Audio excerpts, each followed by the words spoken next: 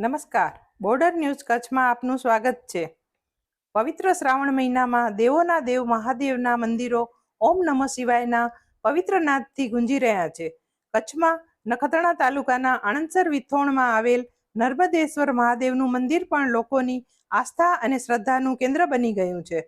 સંત શ્રી ખેતાબાપા સંકુલથી માત્ર 1 કિલોમીટર દૂર આણંદસર ગામની પાદરમાં જ નર્મદેશ્વર મહાદેવનું નાનું પણ સુંદર મંદિર આવેલ છે। મંદિર પરિસરની સ્વચ્છતા ઉડીને આંખે વળગે તેવી છે।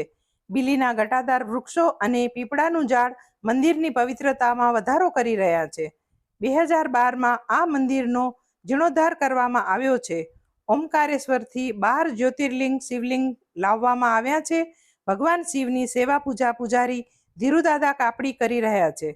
દર વર્ષે શ્રાવણ સુદ દસમના નર્મદેશ્વર મહાદેવની વાર્ષિક તિથિ ઉજવાય છે।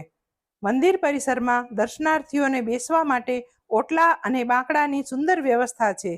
મહિલા મંડળની બહેનો અહીં નિયમિત રીતે સફાઈ કરે છે અને લોકો સ્વયંભૂ દેખભાળ કરી રહ્યા છે। આ વિડીયો લાઈક કરવા અને શેર કરવા વિનંતી છે। જો તમે હજુ સુધી આ ચેનલ સબસ્ક્રાઇબ ન કરી હોય તો આ ચેનલને સબસ્ક્રાઇબ કરી બેલ આઇકોન દબાવવા વિનંતી છે।